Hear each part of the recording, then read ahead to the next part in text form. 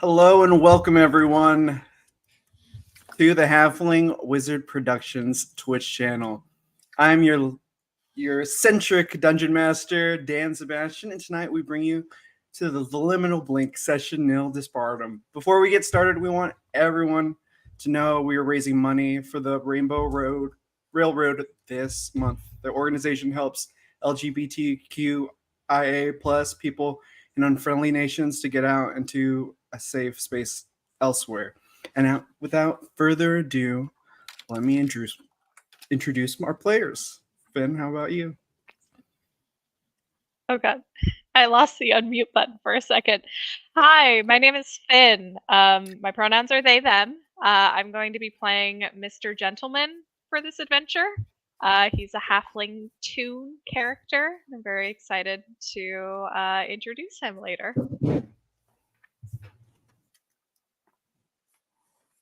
Is that the introduction you want, Dan? Yeah, that's perfect. All right, Lisa, how about yourself? Hey, I'm Lisa, D&D Winterwolf on TikTok and Discord. I'm happy to be here. I will be playing Smoke on the Water, a Tabaxi Ranger. All right. Oh, I'm very excited about it. Ooh, awesome. I'll do my where you can find me during the outros. Perfect, yeah. All right, and Lily? Hi, my name's Lily, pronoun she, her. I'm going to be playing a Lilac Ravensilk, who I'm not sure how to pronounce the race, but we'll just say she appears human. But yeah, she's going to be a College of Eloquence bard, if I remember correctly. So that's going to be fun. I don't get to play bards that often. I'm usually the forever DM, so I'm looking forward to finally getting to play a bard. Awesome. And I know we have a couple of other players that should be dropping in at some point, and we'll introduce them as they come in. So one of the things we do, so this is the session 0 for the Liminal Blink, a setting that I have just kind of threw up onto pages every time that it comes up. And we're going to kind of start at the beginning of like my usual session 0s and kind of go around and talk about some things that you all individually love about tabletop RPGs. So we'll just go in the kind of the order that we introduced each other. Okay, but I'll start with myself just so everybody can kind of piggyback off of that a little bit. I know it's kind of unexpected to be asked questions and like think about questions. But one of the things I love about tabletop RPGs is regardless of the systems, I've been playing D&D for about 9 years or so. Half the time I was a DM, the other time just thinking of wacky characters. And one thing that I love about all the different systems is really you kind of expand at the table. I mean, yes, of course, there's rules as written, but also there's past that, and also just to kind of go by the rule of cool, you can kind of expand on things and to like describe certain beats. Like I remember the most recent time I played with a friend, we played Mansion of Madness, and I've only played it like a handful of times, but the most recent time, kind of everything was going crazy and it didn't look like it was going to end up being good. And my character being a person that's martial, I ended up with this game saving roll where I just punched this giant Cthulhu monster in the face. And the way I described it was I just full on JoJo punched him until he was pulp. And even though my character, he had this insanity where he was supposed to find out, like literally flip all the tables over and find any hints that he could. And so he technically kind of lost. It was still such a memorable moment for both of us.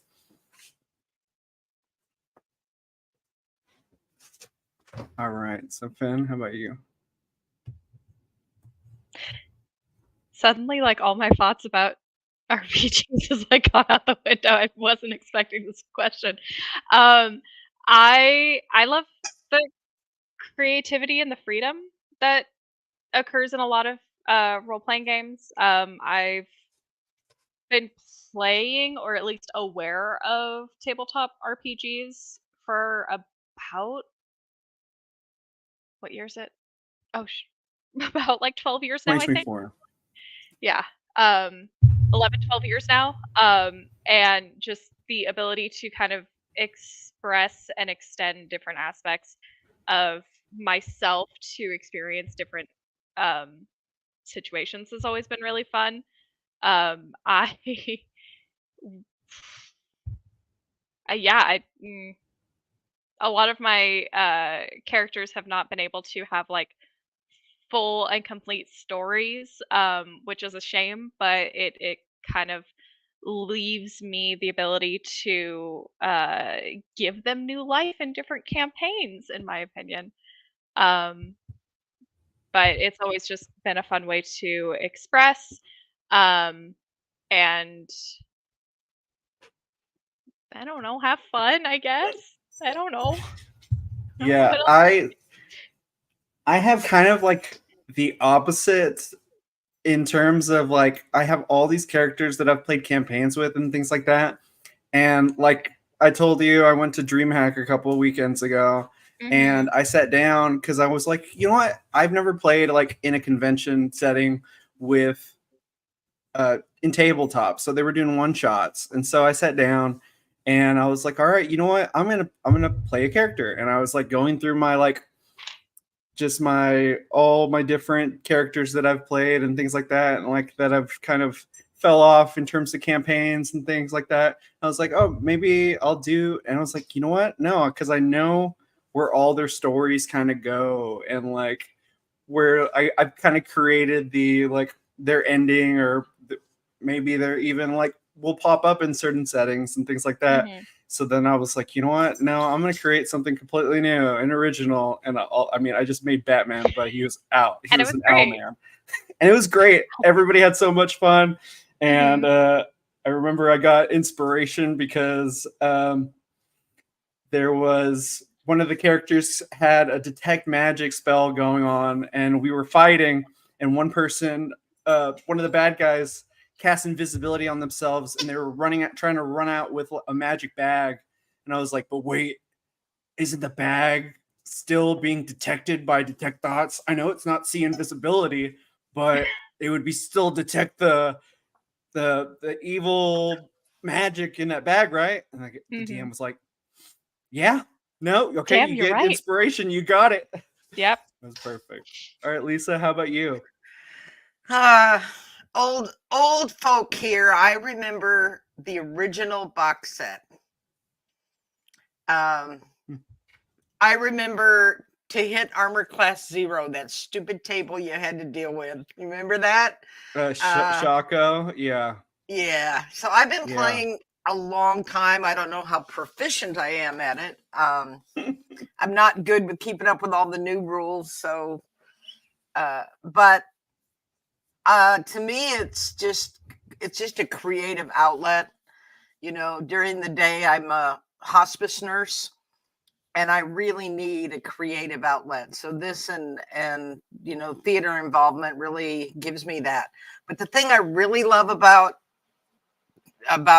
role playing the games is that it's such a collaborative effort. It's not like you're sitting at a computer just playing a game. It's ever evolving and changing, and you know, one person being there or not being there, or a new person coming in, can change the whole dynamic, and I love that. Yeah, exactly. So, I mean, and a shout out to Halfling Wizard for giving us a great sandbox to play in. All right, and Lily, how about yourself?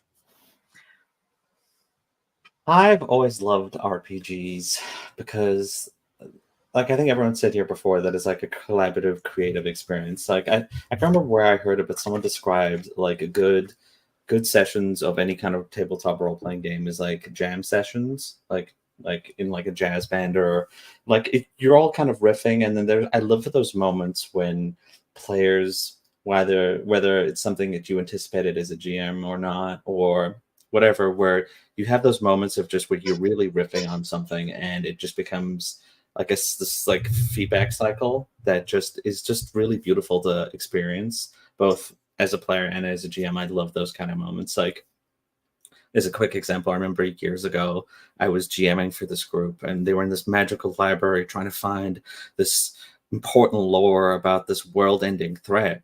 And then one of the players just asked me a simple question of like, well, what else? Because they were looking up cults, and they're like, can you tell me about some other interesting cults in the region? And I, off the top of my head, just kind of pulled, like literally just improvised on the moment, like this, like, well, yeah, there is this in the southern part of this continent. There's this cult that worships the three-headed chicken. And my players immediately, I could tell that I had made a mistake, because they're like, that sounds really interesting. We want to go meet the three-headed chicken. And then 2 weeks later, I get a document, a master document, like 4 pages full of like multiple pages of like characters, of possible plot lines, of the layout of the town, what like major characters are in the town, like just from all the players to just kind of come together and like, here's all the stuff. We've done all the hard work as the GM now. Just let's go here. And I'm like, okay. I mean, yeah, and like things like that, it's you can't really get in other types of media or games, and that's why I love tabletop RPGs.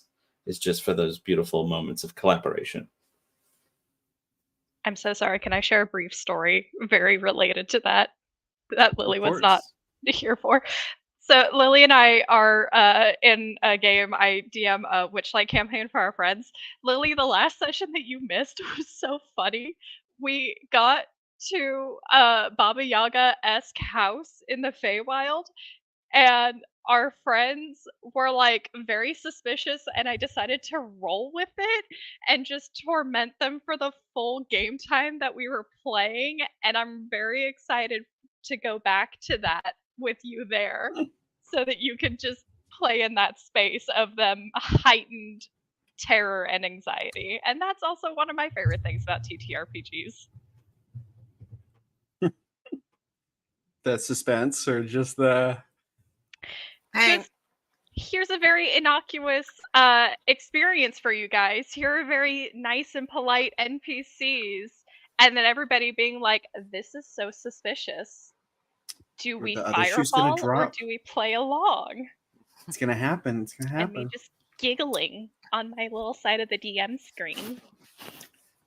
Will has channel points, one of which is make it canon.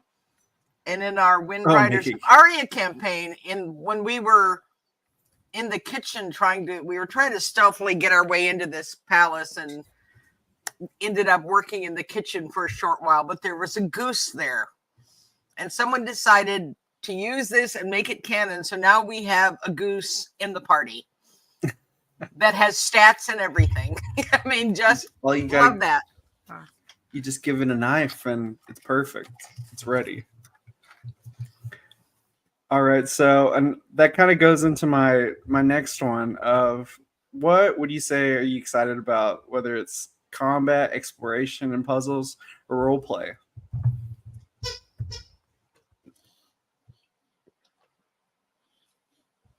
Am I going first again? Yeah, you're gonna go first. You're always gonna be first. Darn it. Dang it. Okay, fine. I'm always excited about roleplay. I personally don't like combat that much, but I understand the necessity of it in a lot of games. But I'm always excited about roleplay and exploration in games.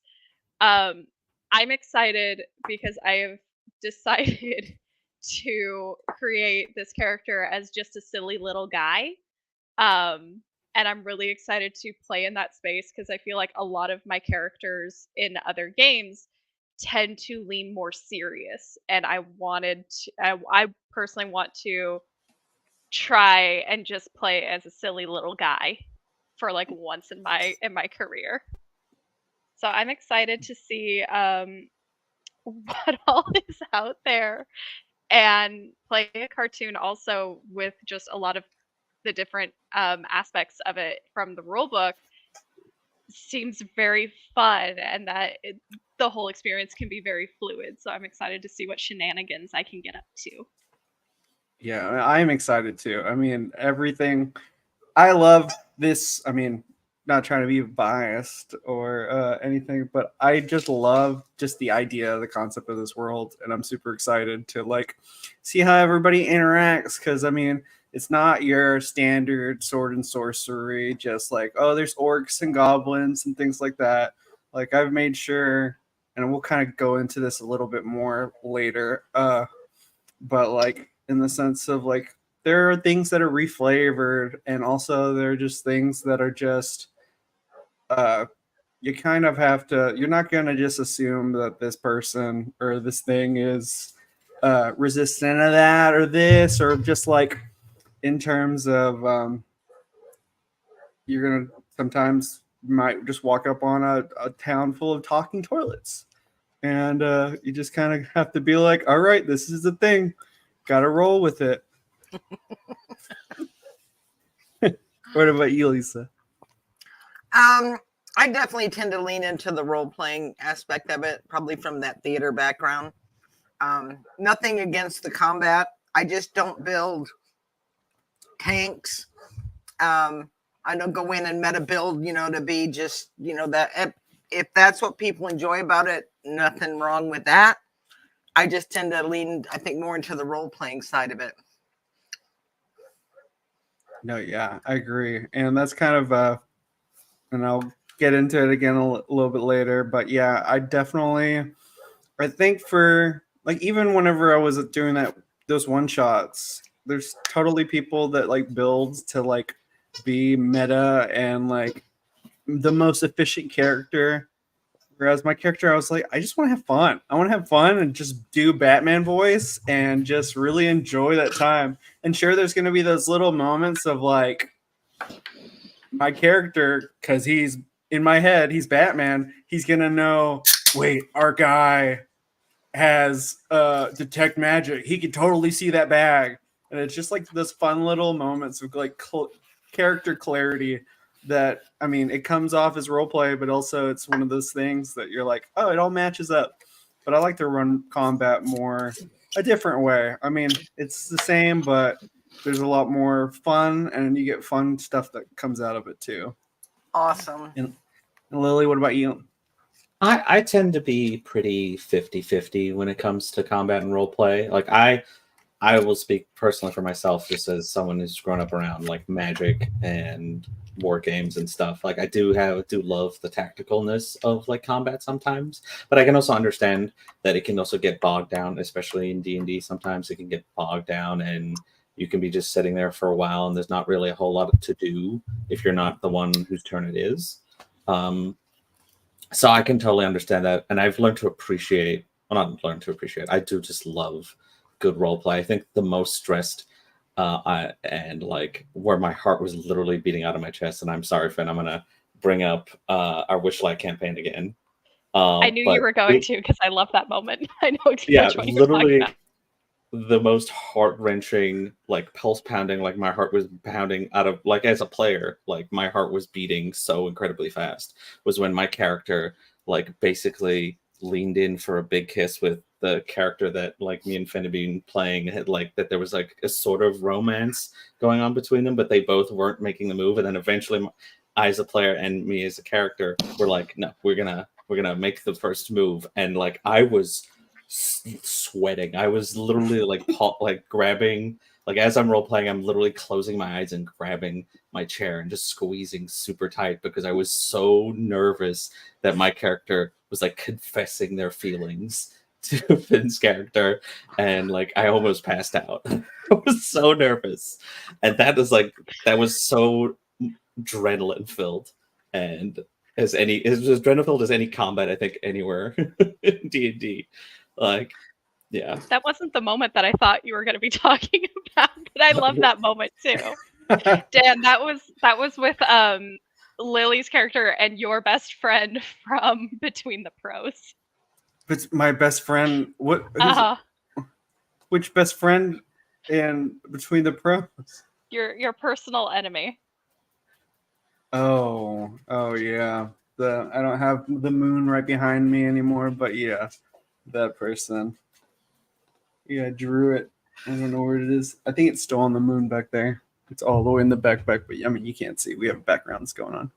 But okay, so and of course if Connor comes soon or anything like that, I'll go ahead and I'll ask him all these and he'll go through the same uh not rushed answers, but figure out what he's gonna say. So another thing, I know it's a little weird to ask these whenever there's a couple of components missing, but what's one strength you think you bring to the group?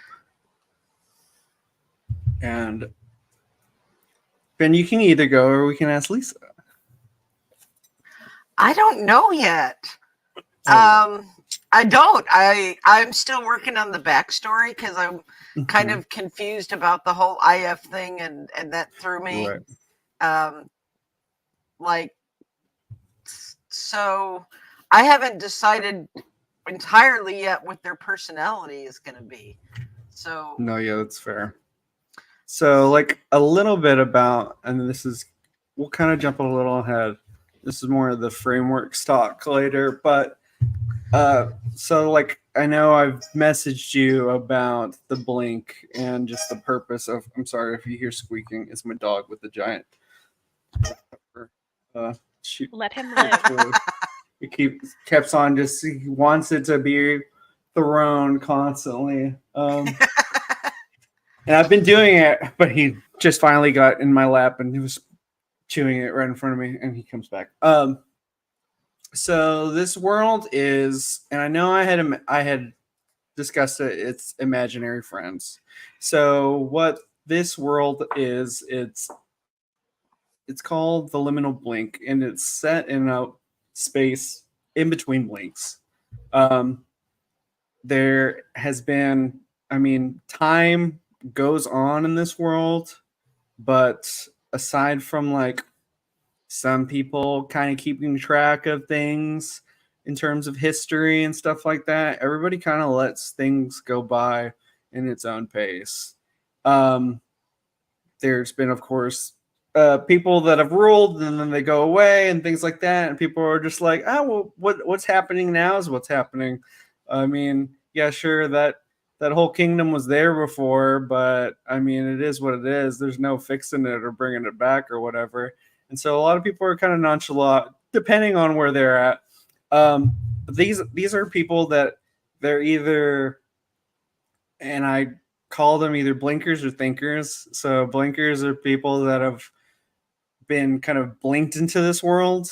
And they are like kind of first generation people in this world. And there are thinkers, which are people that like people thought of kind of expanding and like building a family and things like that. So that's why you're gonna have like multiple generations of people here and things like that. And there's people of all different kinds, just like kind of in the Forgotten Realms or things like that. There's like half orcs and things like that. There might be like half case in point, half cartoon, half halfling person, or also there's like a doodle a person made out of doodles, or a person made out like that's a Muppet.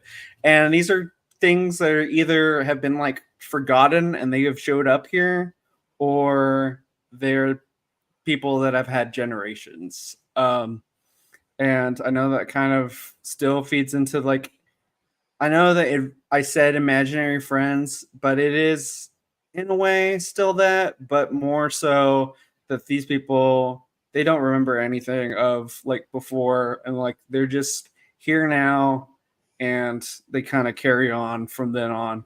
There's nobody that has ever remembered their like anything before they were brought into this world. And then they just kind of go with it. So if that helps in your establishing your character, or because I know there's and we'll kind of go into it whenever we go into the framework. I know there's a few different areas and stuff like that. I mean, there's civilization everywhere, of course, and there's a lot of places that nobody even looks towards because they're like, yeah, that place is spooky. And I know I've made a map and things like that, and we can talk more about that later. So that being said, in terms of your idea for your character, what do you think the strength of is what you bring to the character? How about Finn? How about you, Shar? Or you maybe just as a person, as a player, like what is your big quality? How do I gas myself up again? How do I have confidence? I personally think that I'm funny and that I'm creative, and that one good thing about me, especially in like tabletop aspects, is that I will try to include everyone and make it fun for everyone. So that's what I'm here for. That's what I'm good at. What Mr. Gentleman is going to be good at is keeping everybody on track and ship shape and making sure that everybody minds their P's and Q's. Has a swear jar and on his belt. Oh, that's a really good idea, actually. I'm going to Put it in. Put it in. Your donation to the Mr. Gentleman Young. Finishing School for Young Wary Blinks is greatly accepted and appreciated. Thank you, my lord. That kind of stuff. That kind of stuff. Perfect. There's going to be a whole lot of like Darcy hand flex jokes that are going to be made. That's what I'm bringing to the table this time around. Oh yeah, just all the Jane Austen things that you can think of. Love it.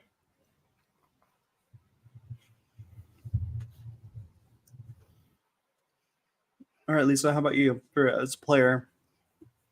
I really like what you said about, including everyone, because that's important, I think. So I kind of try to do that myself. I think I'm a good. It's so hard, Dan. I think I'm a good team player. I mean, it doesn't have to be about my character all the time, as long as things are advancing. I do think I'm pretty creative. Just not right now, trying to describe this. That's fair. Perfectly fair. Yeah, this is a hard question for me. You'll just have to wait and see. Oh, okay. Yeah, that's perfectly fine. Keeping it close to the chest. I like that. All right, Lily, how about you? I guess I'll start off with me as a person, and then we'll go into what Lilac bring to the table. But like, I would hope.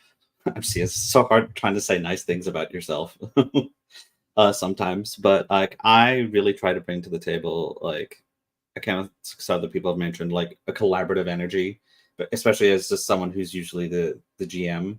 Like, I always try to like.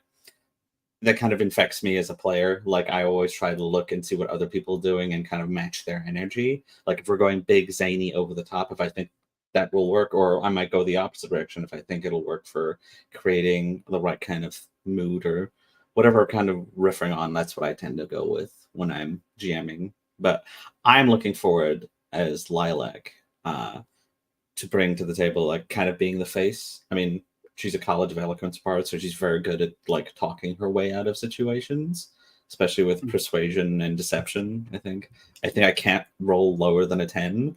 I mean, I literally can't. Like, that is my ceiling, so that's gonna be nice.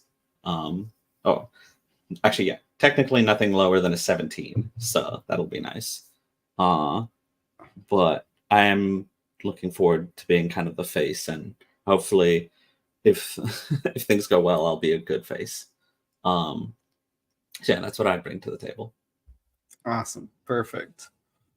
All right. So next we'll get into some table etiquette. So this is just talking about how you guys feel about like player character knowledge and just in general. Like I said before, I'm gonna be kind of trying to like curb meta play, things like that. Because I mean, of course, like in early CRs and things like that, people are just like, oh yeah, I've fought an ogre thousands of times. You just hit it with fire. Like it stops the regeneration, things like that. And so like I want people to kind of learn as they're fighting like some certain things. And like of course by the way that I describe it, people are able to like tell what their like vulnerabilities are, stuff like that. That way kind of people, like I said before, that combat is kind of it's an experience for sure, but it also is just not one of those things that people are just like, all right, let's just kind of hit it with everything until something works. Or also just in general, just making combat fun, and that's kind of thinking outside of the box and changing stuff. So how do you guys feel about player? Oh, I guess before we go into that, hello, Connor. Hi. I have an ice cream cone again. It's a callback to my previous one of these. Well, perfect. Since you're eating, let me ask you a few questions. Yes, please. I'm ready for you. So, Hi, Dan. How about How are you? you introduce yourself a little bit? Sure. Hi, I'm Connor. I'll be playing a character. Are we talking character stuff or are we talking me stuff? We'll get into that a little bit later, but I mean, if you want to just say their name, you can. Oh, sure. Hi, I'm Connor. I'll be playing a Dee for this game. I'm super excited. Yeah, I've been playing games for like a long time, and I really enjoy them, and they're super great. And I am so sorry I'm late, but I'm here now, and I'm fending off a kitty cat attack as I am home From now your ice cream. for my ice cream. One wants my ice cream, the other one just wants whatever she No wants. worries. She's kind of So a monster. we were kind of going through some icebreakers, and so I know you said no. Finn's eating an ice cream sandwich too, and I kind of feel like I got left out. It's a sibling So thing. one of the things, I know you said that you've been playing D&D for a long time and you love it. What's one thing you love about tabletop RPGs? Unmute myself with my kitty cat in the way. Hi, little boy. So one thing I love about tabletop role-playing games, I love the collaborative storytelling aspect. Really, Phoebe? Come on, come here. There we go. Sorry, he just collapsed all my screens because he's learning from his sister. Yeah, I love collaborative storytelling. I think as much as I love like video games, it's kind of a story that's on the rails and you're telling. It's kind of the illusion of choice, I think, and being able to not only make choices but also make choices not in a vacuum of your own like world, but actually in a Escapism. collaborative. Exactly, right? And Yeah. it's being able to escape with other people. That's what I love about tabletop games, more than any other kind of medium, is telling a story together and playing off of each other in like a mutually respectful kind of way. It's great. There's nothing like it that I've experienced. Yeah, definitely. I mean, I just love getting together, whether it's just a bunch of friends or if it's just people that I was talking about earlier, how I just did a one shot a couple weekends ago, and it was 2 hours, but it was so much fun. And like, I think there was like 7 people at that table, and still everybody was bringing in their own like kind of thing. There was one guy who he was a barbarian who he made one of his he made his intelligence score one of his high stats, and everybody was like confused, and he was like, I want to be a detective. And I was like, that's great, that's awesome. And at one point he was like, as I was like acting out my owl Batman character, he was like, don't you want to be he's like, I think you'd be a really good detective too. And I was like, laws hold me back. I find out my secrets my own way. And he was like, okay, gotcha. And so like, it's just fun. It's fun stuff. Absolutely. So what would you say is you're excited about combat, exploration, and puzzles, or roleplay?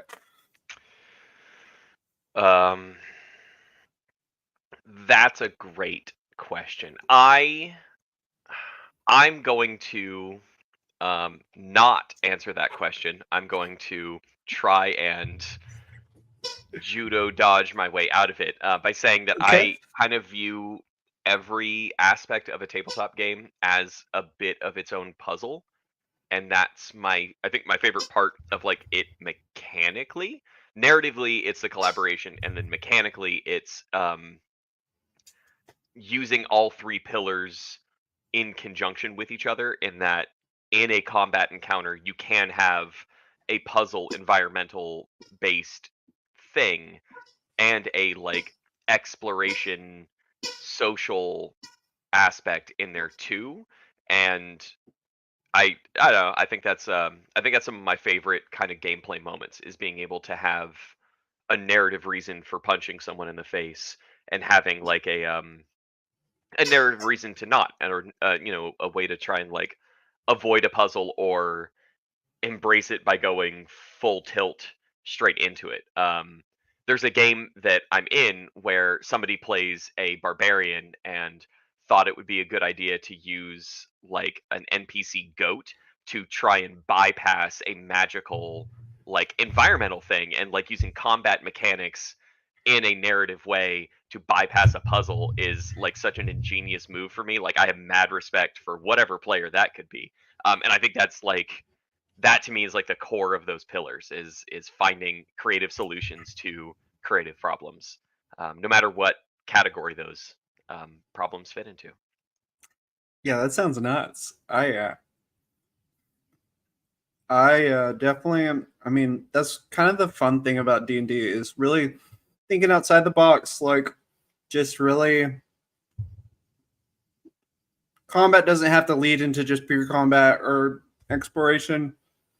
You can find all these different ways to tackle things, and I think that's the fun of just being in a collaborative atmosphere and doing stuff. I mean, it's theater of the mind, definitely, but also, I mean, you're being able to describe everything, and all right, what can I bring to this, and what can I do with the tools that I have? Like, let's MacGyver the crap out of this.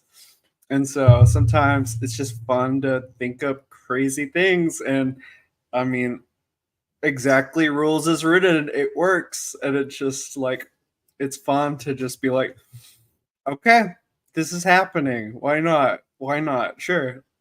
Um, yeah. And so, what would you say is one strength you bring to the group? I think one of my strengths as a player is I have a really good instinct about who has the spotlight for given moments and given scenes, and I really enjoy having the um like theatrical background that I have to know when it's time to share and when it's time to kind of like take that forward step in a scene. Whether that's giving the DM the opportunity to set up the location or set up to give them a chance to villain monologue, but also to know when it's comedically appropriate to boop in a little something into that monologue, and that there's a give and take there, and there's a balance there. And I think I have a really good mindset for that. I really love playing support based characters and playing on the mechanical side characters that are not um, that operate within a box, right? And I like to use everything in that box to my benefit to try and help tell the story and help other players and other characters tell their stories as well in a supportive kind of way. I just love doing that. It's a challenge sometimes, but like it's the best kind of challenge, I think. Right. You definitely. I mean, of course, there's the balance of. I mean, it's a collaborative effort and things like that, but it's just one of the. You never want to dip into that too much into that. It's what my character would do kind of territory. I mean, at one point, yeah, it's just very important to not upstage anybody, to know, all right, it's time for somebody else, and that kind of handoff, because like I said, and we've all talked about, like, just collaboration and inclusivity, and just making sure that there's nobody that's just not waiting for their turn, but just sit in the corner, because we want everyone to be welcome at the table. Yeah. Okay, so we started talking does, about. Oh, I'm sorry. Go ahead. No, you're good. Go I was ahead. wondering how everyone feels about language, because I was in the Navy, and every once in a while, in the heat of the moment, certain words may slip on out there. Is it going to offend anybody? If it will, I'll try and curb that. No, I mean, I have no problem with that. We've acted on the same stage before. I am very fair use of fuck, and just being able to say whatever. Is everyone else okay as well? I actually asked Finn this question right before we hopped in here, because I'm like, I did not serve in the Navy, but I do swear like a sailor in my personal life. I don't tend to hold back. So I can be very colorful with my language sometimes. But I was a little nervous, because sometimes I'm just so used to that it'll just slip out. So I just wanted to make sure that, like, if that was okay in what kind of in the setting, and also just with the players. So Yeah, I mean, kind of like how we've been saying, like, being able to come to the table and stuff like that. I mean, of course, there's one thing to, like, to hold back on certain things, but also in terms of language, I mean, I'm fine with it. So if everybody else is cool with it, we can let them fly. I'm a career mechanic, so I'm all good. It's just normal for me. I like to swear a lot. I'm just usually trying to be on my best behavior. But as I told Lily, as long as you don't say something racist or a slur, it should be fine. Yeah. No, 100%. That's not okay. That's going the opposite way of inclusivity, and just, like, making sure everybody feels comfortable and safe. So one thing that I want to talk about is talking about, like, how everybody feels about player character knowledge, things like that. And that can just be an open. These don't have to be going through everybody as before. I try to keep in mind what like, if I'm not a part of a conversation that's going on, I try really hard to rein back and, like, I don't know this. And sometimes I'll actually say, are you going to share that with everybody? But yeah, right. I try not to metagame. I can't say I'm 100% perfect at that, but I try. I usually only try to metagame when it's comedically appropriate to, in as low stakes as possible.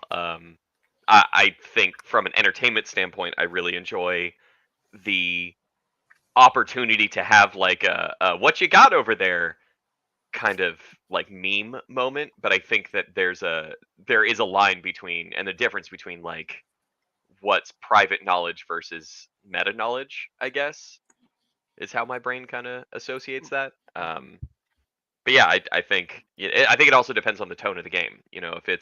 If it's a more comedic game, or if it has a lighthearted kind of feel, I think it's a bit more of an open opportunity to have those moments. But if it is more of an important story beat or something similar, that's where it should be up to the player or GM or whomever is directly involved in that to decide when and where that's shared and how it's shared, if it is shared. Right. I know we had a game a couple of weeks ago where there was an exchange going on between a character and a DM's character, and I muted myself and I just didn't listen to, like, the whole exchange. I know it was like a one-on-one, but I was like, all right, I'm just gonna kind of do whatever. until I get popped back into the stream. That way, I'm like completely out of the loop. And I mean, I could like meta and like watch it again, but I'm like I chose to like no, my character wouldn't know, and so it helps me if I really actually don't know what was discussed. And so I mean that's kind of the fun about uh, these games being kind of a storytelling aspect of is finding out whenever your character finds out and like reacting to it more genuine that way. You know, I had a DM that used to, if there was some private moment, he would always have everyone else take their headsets off. And I have no problem with that if that sort of feel should come up. It's whatever Awesome. whatever you feel like doing. And I know we've already talked about how how comfortable everyone is with role play. I mean, a good bit of people pick that one out of the list as what they like the most. And so, like the general tone, like I know we've kind of talked a little bit about it, just in how everybody's preference.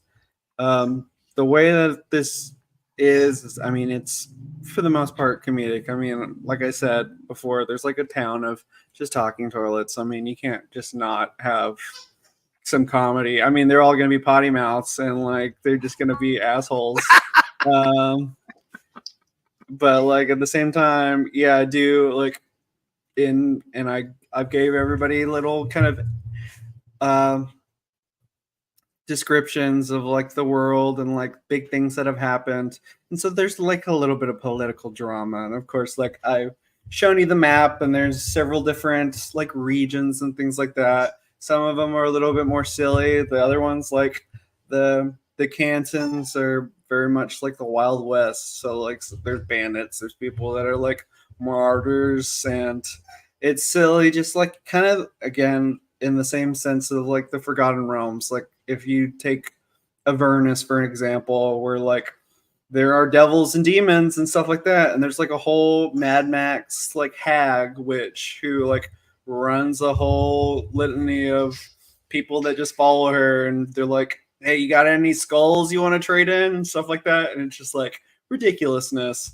But I mean, same time they're like trying to fuel in for the blood war, and so there's going to be times where like, yeah, there's going to be a gang that's like rolling through trying to take out camps or towns and things like that, or plaguing a town. So how much narrative control are you all comfortable with? As in like if I say ask you how your character is feeling, or like asking you to describe what you're seeing right now. I'm good with that. Mm-hmm. I really enjoy that kind of open-ended kind of stuff. I ran what ended up being a one-shot like a while ago, like longer ago than I thought actually it was, now that I'm thinking about it. But I asked the players like, okay, what kind of shop is in the what kind of shop is in the town? Like, what's the first thing that you see? And they seem to like respond well to that. So, yeah, I love it. It's what kind of convinced me of that's a really powerful tool to have. Yeah, because I mean, like we said before, I mean, it goes into collaborative storytelling. I mean, for one, it takes a little bit of edge off of the dungeon master as well.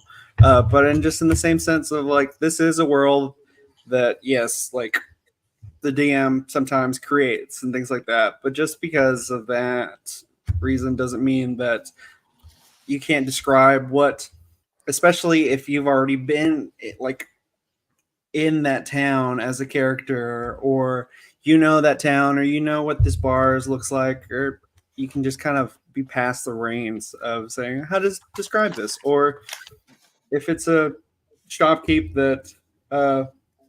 shop that nobody's been to, you can describe it. It's the smell, things like that. Just in general, the general vibe. Lily, how do you feel about that? Yeah, I'm totally okay with that. Like, I like it when I love giving my like as a personally as a GM, I usually like my players to have a little bit of like theatrical agency where where they take the reins a little bit, like and like narrate what they do. I do like that a lot, and it helps, as you said, take a little bit of a strain off of the GM. So yeah, I like that kind of that approach. And so the next thing is PvP okay with the group in certain situations? In the sense of, I mean, of course, not in the sense of you don't like what somebody's doing, or you're like, I'm evil now, I'm gonna attack everybody. I mean, of course, there's got to be kind of a reason for it, and it wouldn't be just that somebody just getting waylaid. There'd be, of course, a reason and a way to fix it. But how does everybody feel about that? I mean, you'd have complete control of your character, of course. There'd be, yeah. It's a personal thing for me. I like it if there's going to be like the idea of PvP's brewing if just the players check in first. But that's just me personally because, especially I've had where someone's like trying to have PvP and like the whole table, like it kind of becomes almost like a peer pressure situation. I wouldn't mind like a check in, like being like, hey, this PvP, are you okay with this? You good? Cool. Let's go. Like, that's fine. Yeah, because I also myself, though, am extremely conflict avoidant. So I don't think anyone's going to be fighting me unless I actually have to.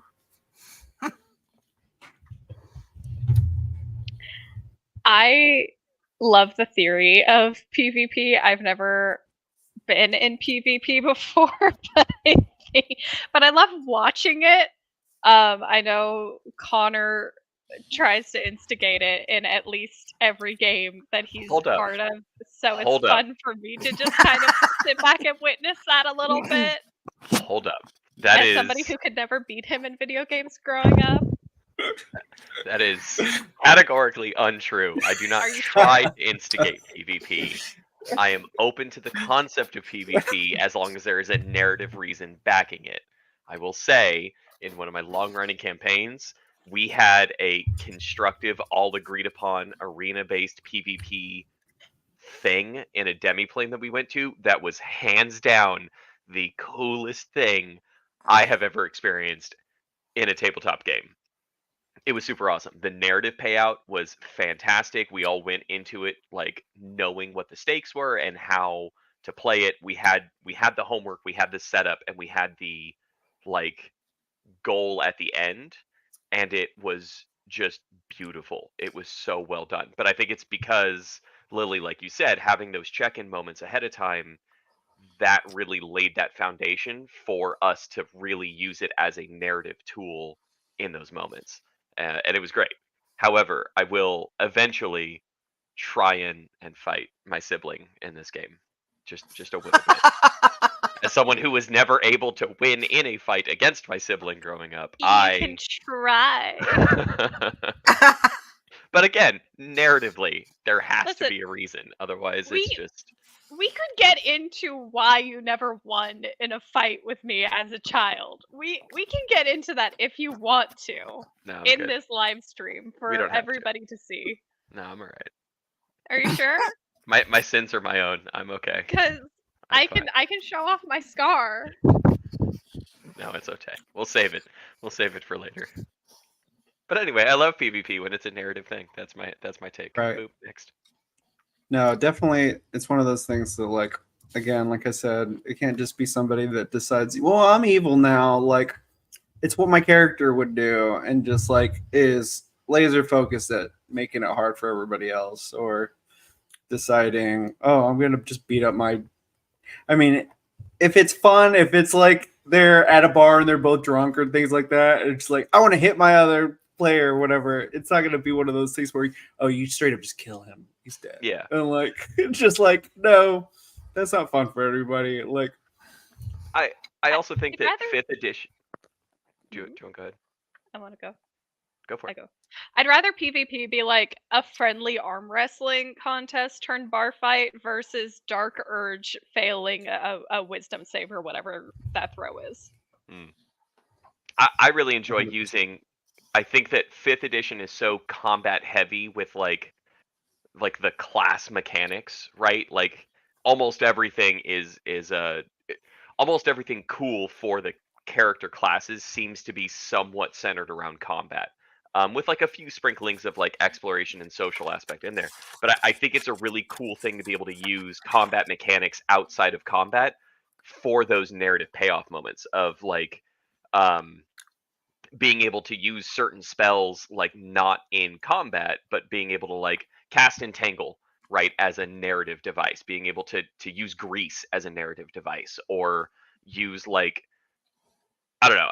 I play a monk in one of my games, and I being able to use stunning strike in like agreed upon narrative PvP moments to like get someone out of a social situation is a really fun tool where like Yeah. you wouldn't normally use that of like when one player says somebody needs to stop me, my character would not stop talking about Yeah, this I because cast of research. sleep on him.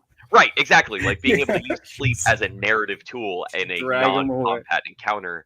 I think that's a great way to kind of cheat 5th edition into being something that is more than what it looks like rules as written on paper. And I really enjoy that kind of like creativity as a player, seeing other players use that with my character as a pawn in those kind of moments too. It's a really cool payout. It's intellectually stimulating to me to see like a wizard cast a combat spell to like as a show of force of I light every torch in the room because I cast fireball in the center of it on the chandelier or something. Is just that's such a cool power move for me. Right. And it's always good to like, I mean, of course everybody is on the Discord, everybody can message each other and say, "Hey, is this okay before I do this?" Just like narratively before like this happens, and then them saying, "Oh yeah, that's completely fine." It's like, okay, cool. Like both in agreement. Just like, I mean, the important thing is consent and just like knowing, hey, this is gonna be really funny, and we both agree on this. Let's do it. So what do you got? What do you guys think of any RPG pet peeves? Like in the sense of like things that you kind of don't like in RPGs, or you think that they're too Oh. cliche? Or... Yeah, like the rule lawyer. You can't do that because, you're the DM. Your game, your rules, your choices. I played with a player that was so focused on the rules God bless him, he didn't, that's just how he processed, but it made it really, that was a little annoying after a while.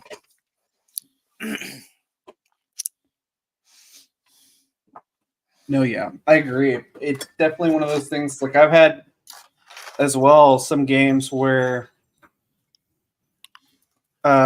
somebody was playing a barbarian, and somebody else was just really tight wound on making sure the combat was perfect, and they were like, "You should have raged before you started doing this," and like kind of slammed the table. And I had to like talk to him after the game and be like, "Don't you ever do that again? Like, no, you don't get to tell somebody else how they play their character.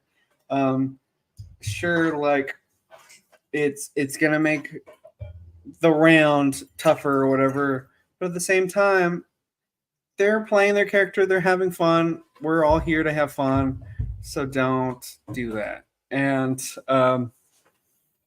yeah, as a DM, I'm very much, like I said before, it's a collaborative effort, but also I like to improvise. Like instead of saying no, you can't do that.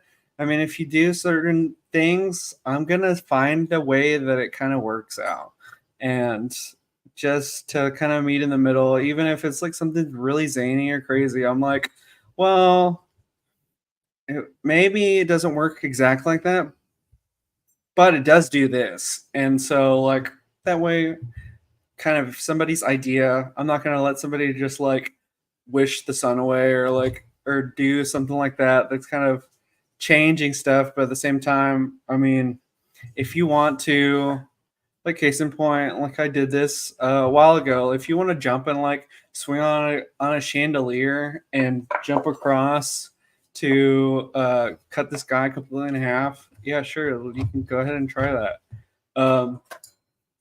And just, I mean, letting the dice decide and things like that, and kind of letting them tell the story is part of the fun, I think.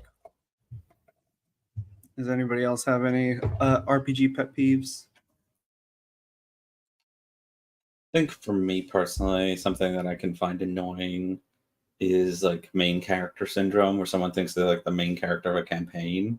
Like this is a collaborative, like certain, like I think by the nature is like some people might be a little bit more quieter, but like I think there's room in any campaign for everyone to have their moment in the spotlight. And then I really get annoyed with people who like constantly will like insert their characters into a situation even when it doesn't quite make sense, or that because they just want to be a part of the spotlight the whole time. But I feel with this group, I don't imagine that it would ever be a problem. But yeah, like that is for me an RPG pet peeve that kind of drives me up the wall. But luckily, because of the people I'm friends with and the friend groups I've cultivated, that rarely ever happens now. Yeah, this is like, I mean, it's not a single player game. Like everybody is here. There's no like chosen one aspect or anything like that. Like they're story wise, there are going to be certain things and stuff like that that says, okay, this person has this going on or whatever. I know I've talked to everybody and everybody's got their own like goals and things like that. And I mean, like we said before, it's all about sharing in the space and like everybody's got their own agendas, which is kind of just life in general. And that kind of helps kind of push the story forward. But yeah, I mean, that is also just making sure that everybody's checking in and just like knowing, all right, like Connor said before, that I think I've had enough of the spotlight. Like I need to kind of take a step back or maybe rope somebody else in here with me. And of course, that's gonna be a little of me saying, all right, what is Mr. Gentleman doing at this time? Like, are they just watching or what? Jumping in and things like that. And of course, I know we'll get into this in terms of like everyone kind of messaging me about their boundaries, things like that. Anything that's we're gonna of course go by.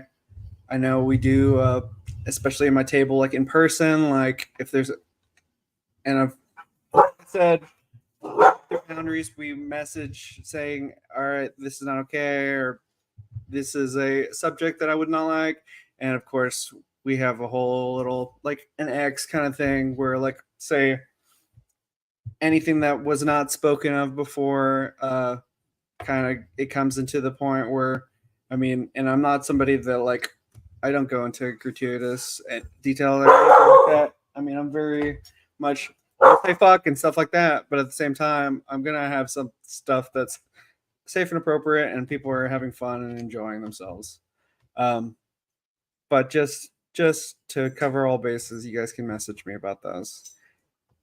So we'll go into the framework of the liminal blink. I know everybody's got or some more than others have like homebrewed classes or like races, things like that. Of course, I've pulled like from different third parties, GM Binder, just a bunch of different things that people have made. And of course, everybody's starting at level 3.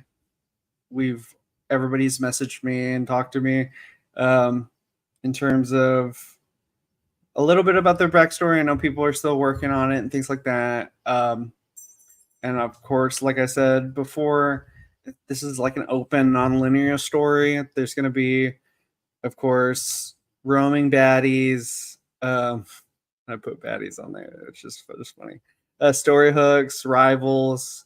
Like there's going to be other like adventuring groups and stuff like that that all have all their whole. Because I love the concept of like a Gary Oak just that whole guy that you keep on running into, and it's just like a jerk, and you're like, what the hell is wrong with that guy? Is that kind of like a chamomile achievement? Yeah, kind of like a chamomile, just like in the sense of like, what are you doing here? Like, get out of here. And it's just so funny, just how those work, and just the way that those kind of bounce off of each other. And of course, the main themes of the story is about morality, friendship, and identity, and just like being able to like kind of through your goals also find out what your characters like, what their kind of not meaning, but like spaces in this world. And of course, everybody has some secrets that everybody has that kind of plays into their goals and things like that. Some of them very prophetic, some of them kind of silly, but all of them your own to like keep close to your chest, or just be like, hey, you know what? I feel comfortable around you guys. I'm going to go ahead and tell you this.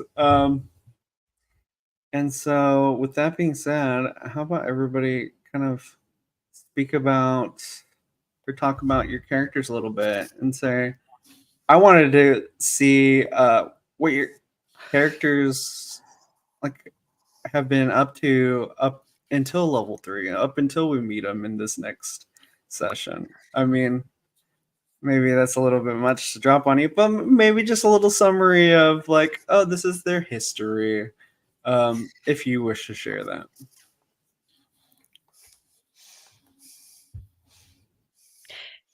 So, Mr. Gentleman.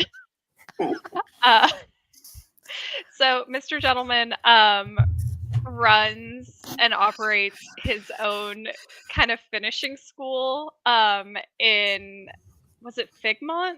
Is that where we decided? I can't remember. Figmont, yeah. Kind of like in the big city proper. His whole goal is he wants to bring manners and etiquette to the Blink. And he is just a silly little guy. He's kind of secretive about his past, but he always tries to carry himself very properly. And his main goal is to try and save his school from financial ruin, because of course he's not good with money, and of course it's just about to collapse, and he has all of these different fears about like, oh well, what are the children going to do if they don't have this boarding house? But I think it's like some of them are children, but I think the Blinks that live there are like some middle-aged people and like some elderly people pretending to be young people and just trying to be like, yeah, I just want free housing kind Yeah, of it's stuff. like a culinary school almost, but like with free boarding. But like, and it's just like, I don't care about cooking. I just a place to sleep and eat. Sure, why not? What like, does he look like? Oh God, can I share files in this? Let me see. Wait, maybe can I do this? I might be able to do this. Will, I'm so sorry. Oh God, hold on. Wait, Will, I'm so sorry. I'm gonna ruin stuff real quick. Oh, because do you mind, still have a little control over it? No, I don't have God Let powers. me see. I'll post a picture of Mr. Gentleman. Or can I do this? Am I able to do it? Okay, you can send it to Will, and he can put it up. He just looks like a silly little guy, is what he is. There it is. We can come back to the picture of him. Yeah, I just sent it to Will.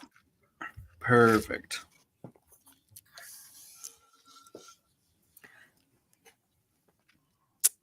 All right, Lisa, you want to describe Smoke on the Water?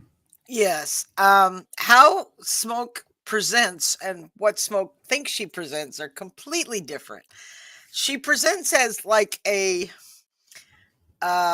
bedraggled stuffed cat that's like, missing an ear and One arm is sewn on, missing fur, very bedraggled.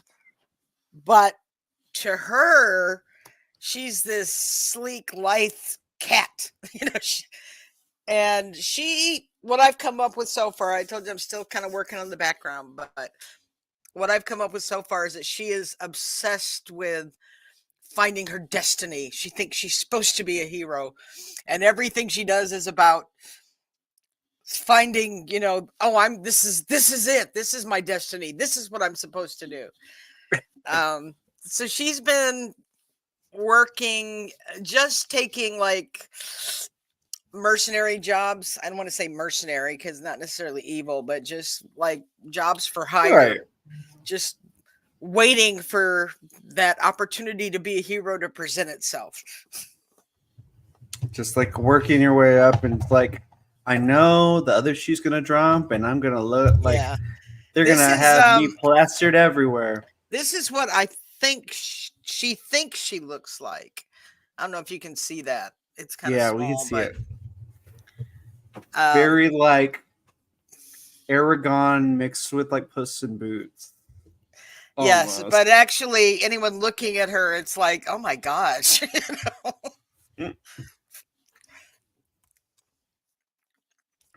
All right, Connor. Oh, I'll tell you. Yes. So I'm playing Dee Dee, and there's Mr. Gentleman down in the booba doop. Yeah. That's my boy. Silly little man. Love it. Love it. So Dee Dee arose from a former battleground, I think is what we decided on, as a reconstituted just chunks of food restuck back together.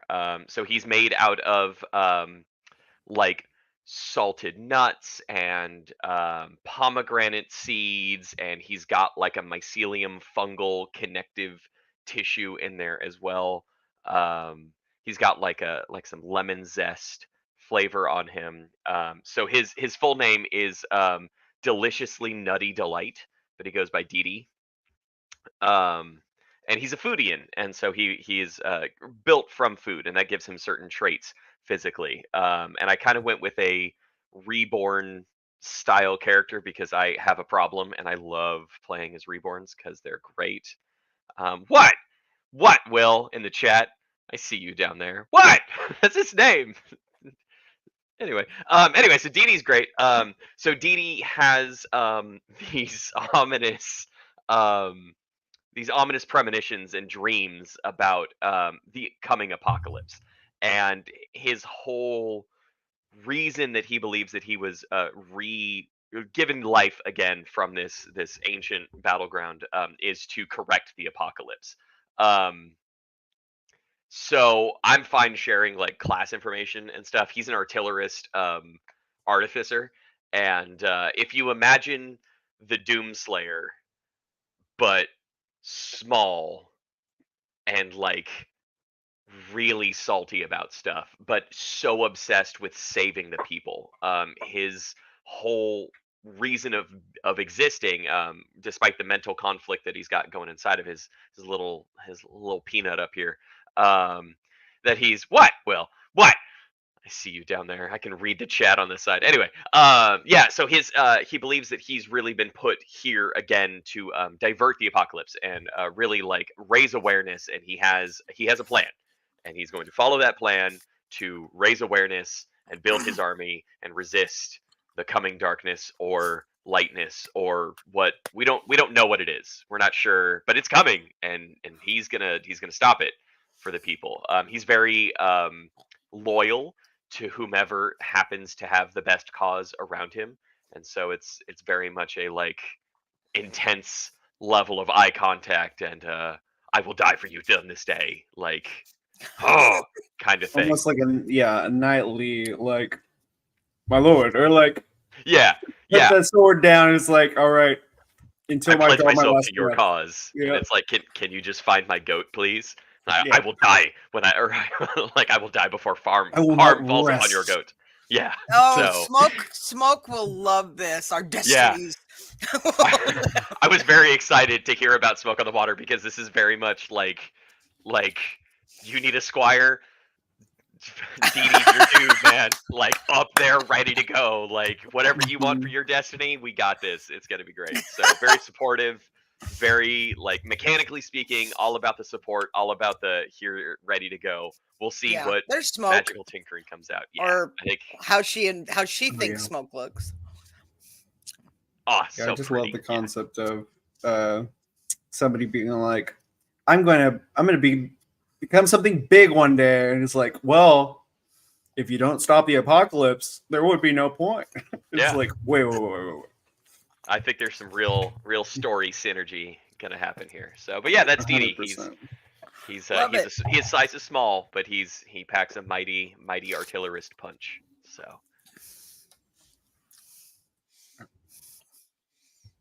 I am Lily, and I'm going to be playing Lilac Ravensilk. And I imagine Lilac as a combination of if Beetlejuice and Elvira had a kid, that's what they would be like.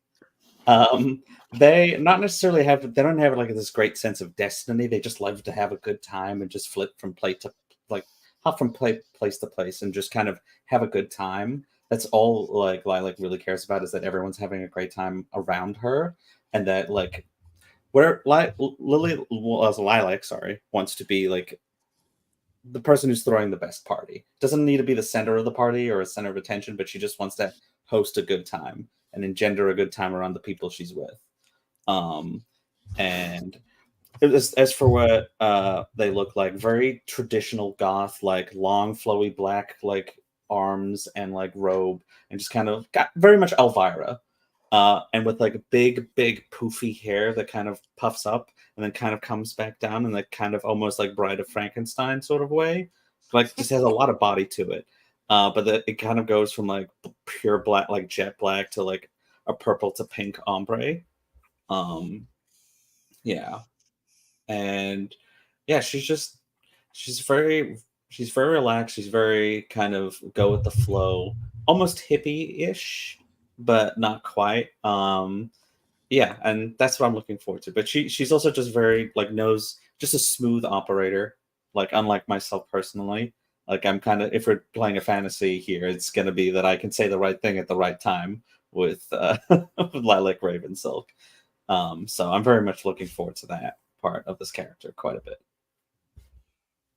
Yeah, whenever you're describing, I mean, that Lilac, of course, is going to be like the face and things like that, and you being a bard, I could totally just see Lilac just in the night scene of Figmont, just like playing at open mics, and people were like, "Oh shit, Lilac's playing! Like, let's go, we gotta go!" And just like, and Lilac's style, if we're just like, sorry, I don't. But like I imagine like some of it is like bardcore covers of like Evanescence. Like if it's like based off the imaginary friend, like this kid that like spawned Lilac is totally just listening to Evanescence, is staying up late at night watching, watching like Elvira with her mom or something like that. Like that's the kind of character that that's the kind of person that spawned Lilac in their head.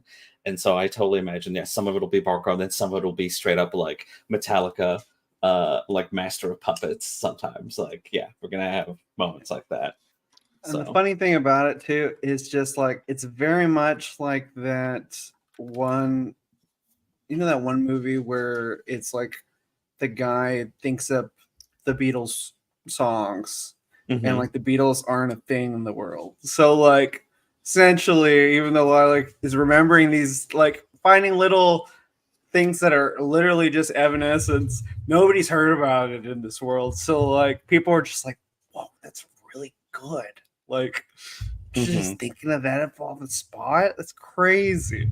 And so and I did write down as one of like the overarching goals is that like Lilac doesn't necessarily want to be famous, because kind of Lilac right now also is kind of a charlatan, like not like horrible cons to people, but she does like scam rich people out of like with like fake jewelry. She'll set up stands nearby and like con like people that aren't necessarily maybe the nicest out of their money, but she's not like a predatory con person. Like she's not scamming old ladies out of their like 401ks or something like that.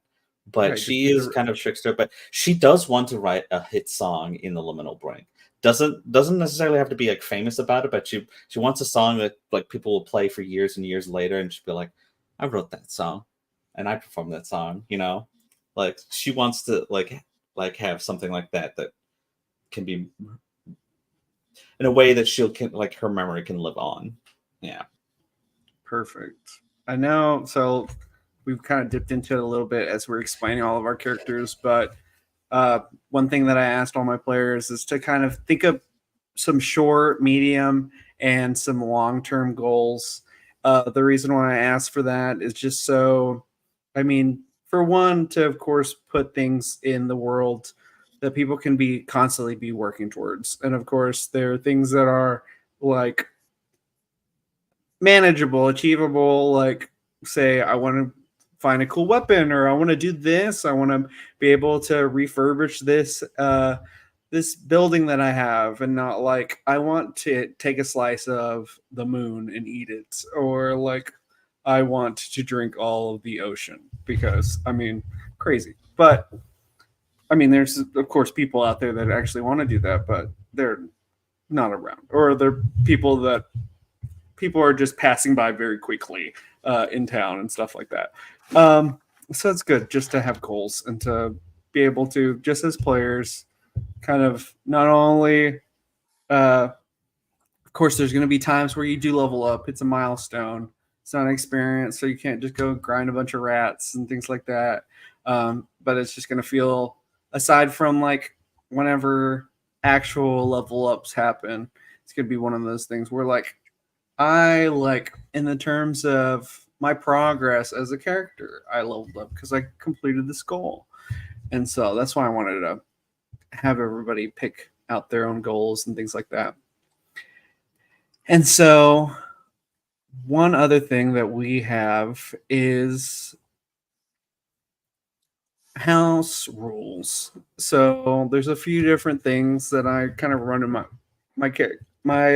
tables, and a few things that I've kind of added since my last time I've DM'd.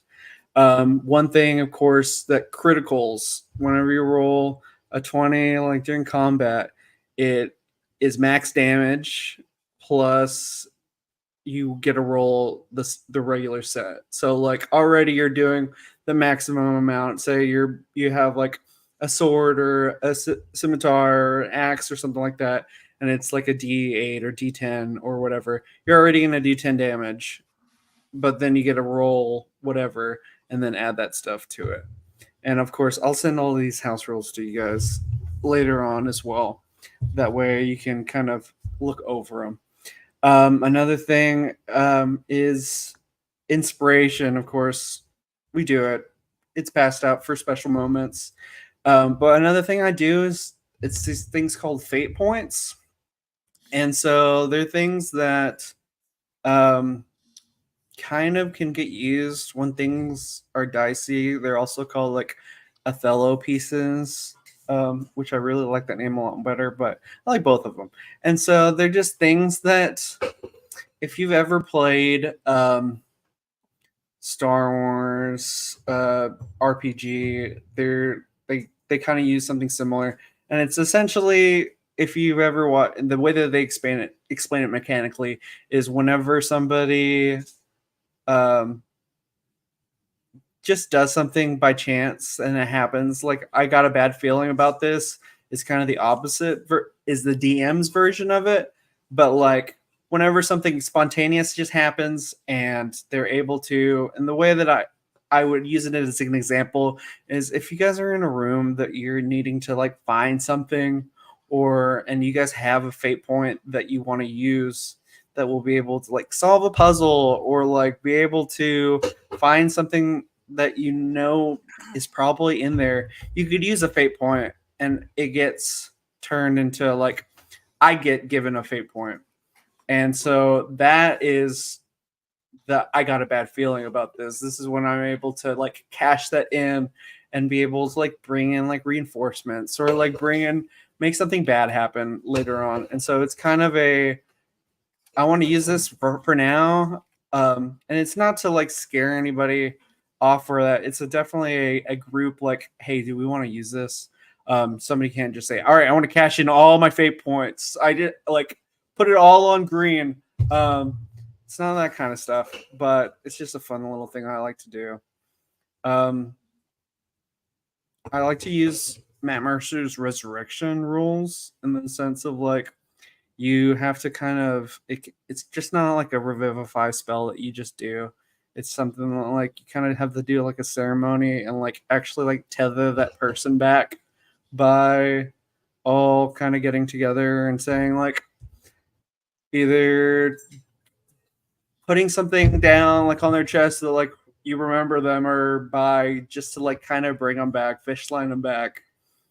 Because I feel like that helps kind of solidify just characters as a group, and just it adds a little bit more into just the whole, hey, oh, I died. Okay, we'll bring you back here in a minute. And then somebody comes back and they're like, all right, I'm good. All right, let's go cash in at camp. It's like very much a like, okay, this person, we gotta bring them back. I just feel like also it kind of goes into downing results in a level of exhaustion, just because like I said before, town, and I keep on going back to, there's more towns than just a town of toilets. I mean, there's towns of just crazy wacky things, like western towns, floating palaces with things in it. There's one that's very much like that one story about all those books that are like anamorphic and like talking and stuff like that. But just in the sense of like, you get downed, of course, you're not just going to get back up and be like, all right, yeah, I'm good, and just keep on getting down repeatedly. Eventually, you're just like getting down and coming back after 7 times. You can't just be able to be like, all right, let's go. Next, just heal me up and I'm fine. It's like you need a rest. Like, you got to listen to your body. And then one thing that I've really liked, and I got it from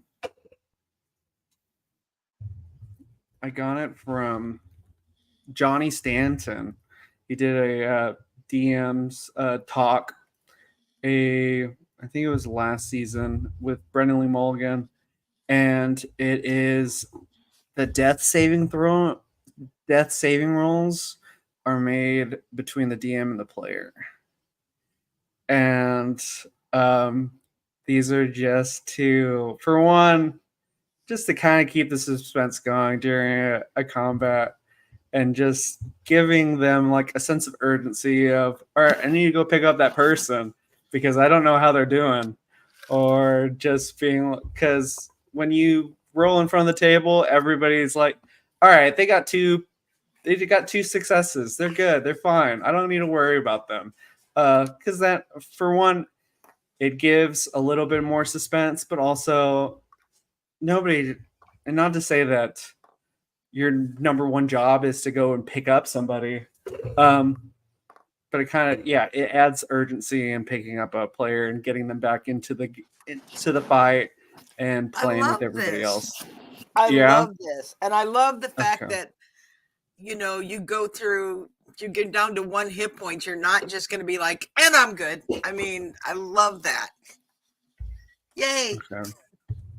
What does everybody else think about those? Sorry, I got excited. No, you're fine. I love it. I really like that concept. I think it adds a little bit more suspense and brings the players in more like real time, because you're right, they don't know how this person is doing, and you could be clear across the map from your downed player, and you need to think wisely of, do you try and finish this combat or do you try and resurrect your friend? So I really like that. I also really like the concept of when a player is like making their death saves, they start to think about like the life flashing but behind your eyes kind of thing, and then sharing that with the table also to make that be a little bit more real as well. Yeah, I really like this a lot. It really gives some narrative weight to death in D&D, which can be hard to do sometimes, just because of how trivial it can sometimes be in D&D proper.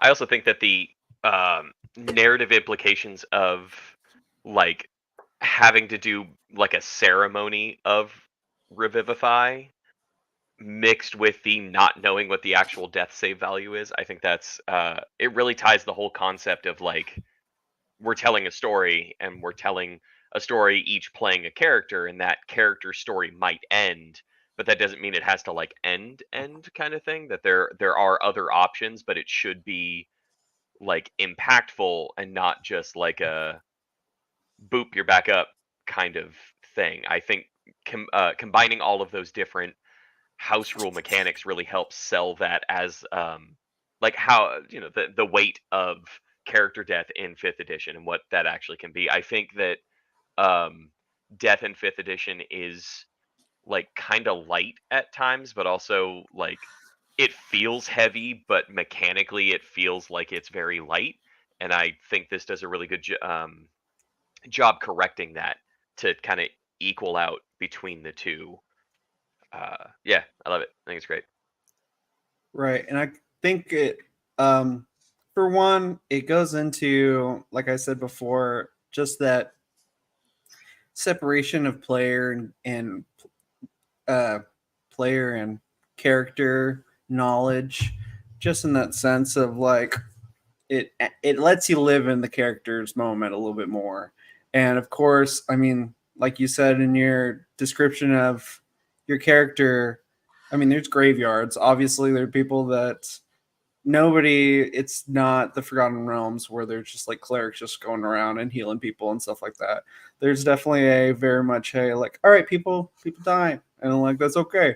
And so, but also in the sense of having a band of characters and things like that that are trying to make a name for themselves in this world.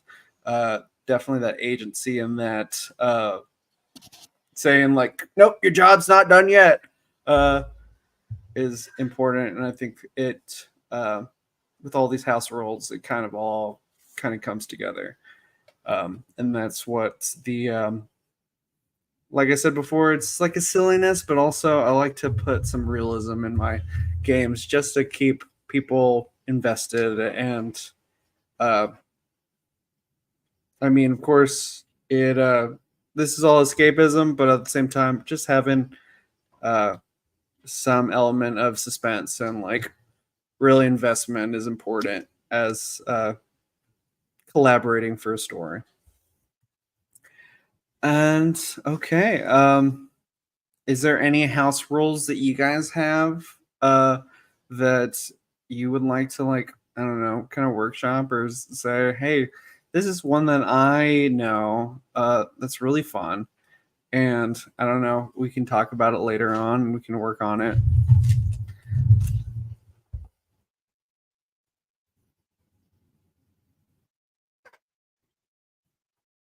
I have a question about material components for spells. What are your feelings on that?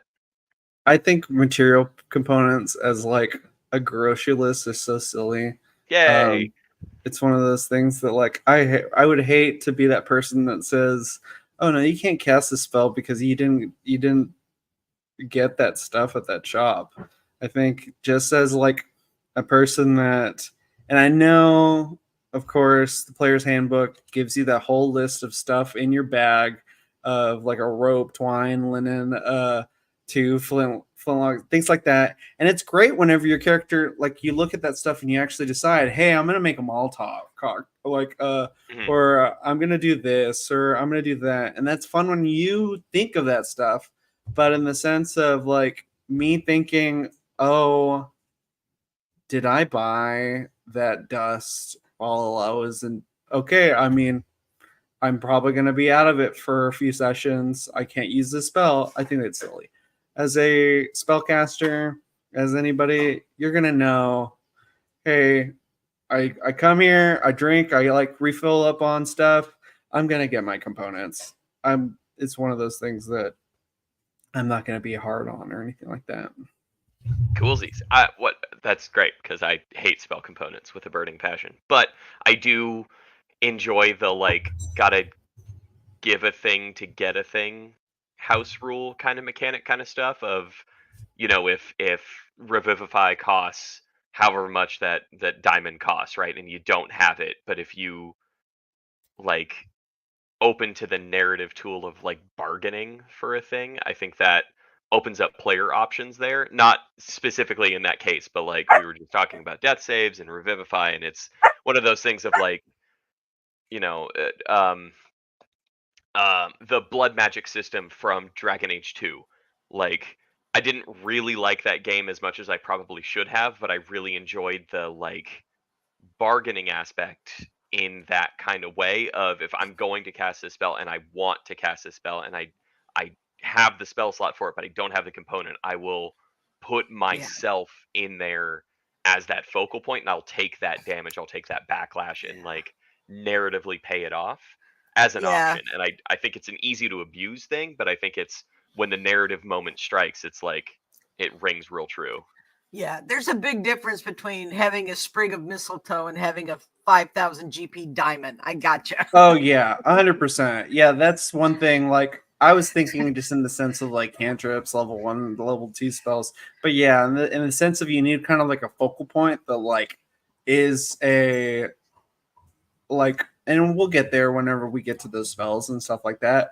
But in the sense of like, say like for plane shift, you need very specific things to shift planes and stuff like that. It's one of those things that you might find like at the end of a dungeon, or you might just be like, I know I got this spell and it's really, really good. Let's see. One homebrew rule I recently saw will be implementing is the new random encounters: short, medium, long, 1, 2, 3 encounters. Combat, social, explorer. Yeah. Definitely in the sense of like, I know through the dungeon math DMG, they say, oh, you need to do these many encounters. Oh, guys, come here. One thing the DMG says is like, oh, you need to have this certain amount of encounters per day. And I know we've all talked about that. We like role play in the sense of our pillars. And I think that's just important, especially that's important information for me just moving forward, because I don't want to have somebody just constantly, okay, we could just, like I discussed before, I don't know if Connor, you were here at that time, but I was just talking about just that a lot of the stuff is like reflavored and things like that. So nobody's like really metagaming. Okay, there's just there's an ogre, so we just need to hit with a bunch of fire and it's just gonna regenerate. I want people to like kind of find through exploration of combat and things like that. Okay, this is the way that this works. Or just because also your characters, albeit and this will help in like using like a wisdom modifier to like see, oh, do I know like this character's stuff? So there's gonna be some, if you've ever played like Monster Hunter, just the way of, and especially when you run into something that you've run into before, just kind of familiarizing yourself and maybe even finding out a weakness that you might have not noticed before, to make things easier. It's something that I'm definitely, it's not one of the house rules that I put in, but it's definitely one of those things that like it'll kind of get worked in through sessions and things like that. But yeah, the 1, 2, 3, that is definitely something that I hadn't heard of, but that is fun in the sense of short, medium, long.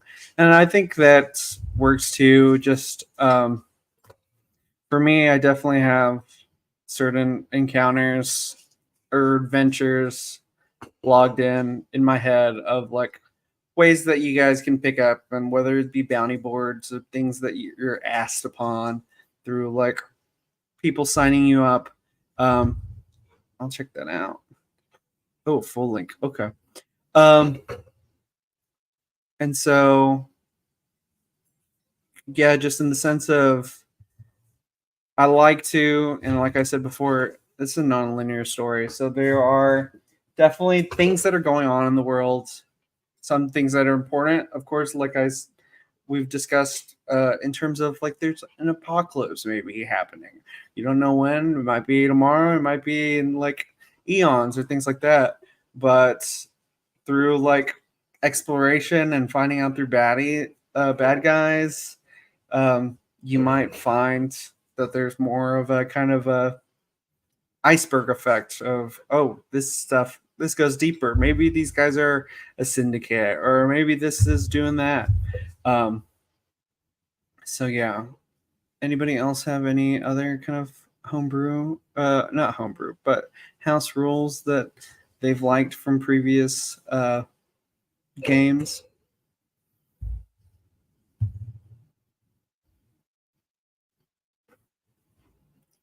And that's perfectly fine if we don't.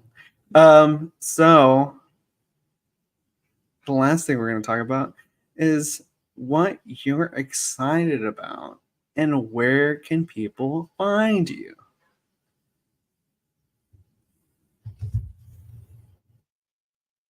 Am I going first again?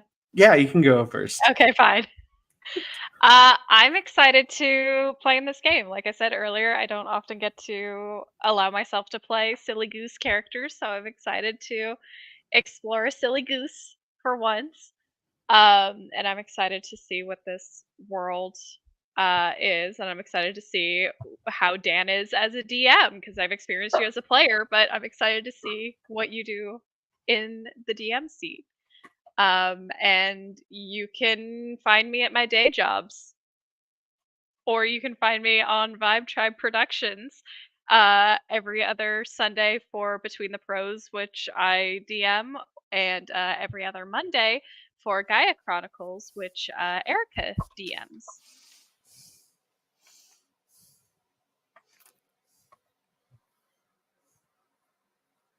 Perfect. All right, Lisa. Okay. I got such a good feeling just listening to everybody and their approach to the game. I think this is going to be a lot of fun. I'm really looking forward to jumping in here.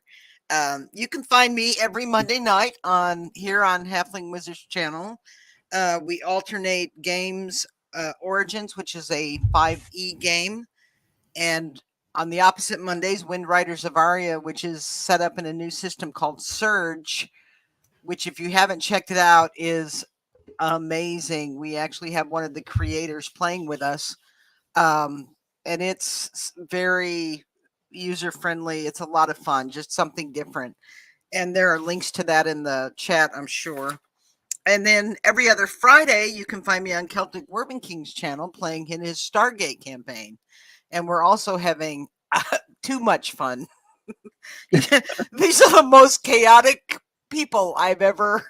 I mean, it's like my character is trying to be the voice of reason, and you can't control them. It's fun. It's great. Lily? I mean, I don't really have a huge like social media presence, other than like some profiles I use to lurk and follow artists that I like. But if you're friends with me, you can find me on our local Discords that we share. I usually haunt those like a ghost, like an old Victorian ghost. I just kind of hang around there. But yeah, no, I'm looking forward to, if we're just talking about RPGs and stuff, I have a game I run every other Monday. So this coming Monday, where it's a Lancer RPG, which is it's giant robots. So if you like mechs, I highly recommend you check out the Lancer system. It's a lot of fun. And the setting we're playing in is very Dune inspired. So it's Dune but with mechs, which is like literally my two favorite things in the world put together. It's my peanut butter and jelly. I love those two kind of flavors. So I'm super excited to run the second session of that campaign on Monday. But that's not going to be anywhere on the internet. I'm sorry to get anyone excited. That's just personally and privately for me. That's fair. And what are you excited about? I'm really excited because it's just, again, like high fantasy kind of drama, but with giant robots. So, and I'm excited about this campaign specifically, just because I get to be the face, and I get to be a bard, which is just I tend to play like not support characters, but I tend to play the quiet, reserved types for the most part, or the dorky nerds. Like, in fact, actually, the Witchlight campaign, we're bringing this up for the third time, is like the first real step I ever took, where I was like being a somewhat out there, like extroverted character. And yeah, I'm really excited to just again tap into my inner theater kid for Lilac, and I feel like it's going to be a lot of fun. My weird little hybrid of Beetlejuice, Beetlejuice and Elvira, and we'll see what shenanigans that creates. Yeah, I've never played a bard, but I've always just had my headset on. Like, if I did play bard, I'd probably have a slam poetry bard. Just like very much like real, also emo, but its own way. Like, you wouldn't get it. And like, but Connor, what about you? Well, now that I'm disgusted over the idea of a slam poetry bard, that's just an abomination. I am. I want to talk about what I'm excited about. I'm excited about two main things. One, you saying that it's a non-linear story. For some reason, like that's just such a not a unique concept for me because like I've played non-linear type games and stuff like that. I'm still playing Starfield. And I should not, but I am. But what you gonna do? But I'm really excited to explore that in a tabletop game because that hasn't really been a thing that I've had. Everything's been very like linear, and I just think a non-linear story I think is going to be a really wonderful chance for me to play a class that I have wanted to play for a long time. And then I'm really excited to experience you as a DM because again I've been with you as a player now for a few sessions in two different games, and you're something, Dan. You're real something, and I'm excited to try. And that's just maybe me. throw it back. Yeah. You go ahead. You go. Well, Yeah, yeah, go. Okay. You go, Dan. All right. Yeah, no, definitely. In all the games that I've played, it's very much like me living in one character, and so definitely as like a DM, I'm like, all right, here goes. Here's just a bunch of different people living in here and things like that. So it's a lot of fun. I love DMing. I just don't do it a lot, and whenever I do, I mean shenanigans galore, and of course I always have like just fun little nods to certain characters, or I have archetypes that I really like that I get to play into, whether they're good people or bad people. And so I'm excited as well. That's awesome. I'm also really excited to play in another game with my sibling, which is something that like is just super awesome. Lily, I've heard a lot about you and your Witchlight character. I'm really excited to experience a game with you. And Lisa, I don't know you, but you seem really awesome, and I'm really excited for the synergy that we have with our characters. That I think that's going to be really cool. Yeah, it's just I'm really excited for the whole game, the whole concept, everything. Really just pulled me in. And you can also find me on Vibe Tribe. I'm a player in Gaia Chronicles. I'm a player in Between the Pros. I'm a player in El Juego. We have our once a month game that's set in the Pathfinder 2E as we do transitional stuff into the second edition of Pathfinder, the second other version of Pathfinder, I guess. Our next game is, excuse me, this Sunday, June 23rd, over on Vibe Tribe.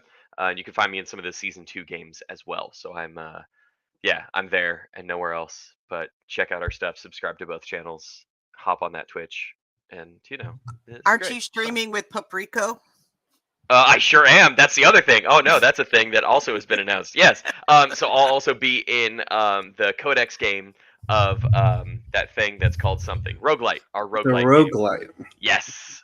Over here on this channel, and I get to play my boy Delta, the Reborn Monk, because I have exactly one character that I just reskin literally. Oh, sorry, you're right. I have two characters. I have Delta and I have his girlfriend Love. That's it. And the bunny rabbit, but we'll talk more about him later. Anyway, yes, so I'll be here for Roguelite, which I'm also excited about, talking about some non-linear, chaotic. It's going to be great. Anyway, I'm all excited now.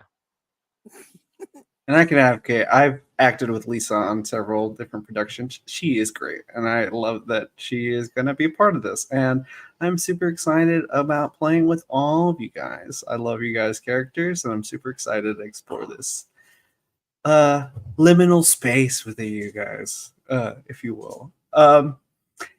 Thank you all for joining us tonight for the Liminal Blink here on Halfling Wizard Productions Twitch channel. Want to give a shout out to Kevin MacLeod for our intro song, Adventures in Adventureland. If you haven't heard of him, go check him out. He's great. He does a lot of awesome songs. Make sure to join us on alternating Monday nights for Origins, and on the opposite Monday, Wind Riders, DM'd by the Halfling Wizard himself. Also be looking out for more adventures with Riku and his cast of crazy characters in the Codex Quactum short roguelike. If you enjoyed what you saw tonight and would like to learn more about us in the channel, please give us a follow. Don't forget, we are raising money this month for Rainbow Railroad. The organization helps LGBTQIA plus individuals in occupied and unfriendly nations to get out and to get to safe places somewhere. Also, we ask, if you enjoy our content, please check out our merch store. All links located in the Halfling Wizard Twitch channel main page. Thanks for joining us, and until next time, don't blink or you'll miss us. Good night. Thanks for joining us for this Halfling Wizard production. Make sure to come back again soon to see what happens next. Right here, where adventure comes to life.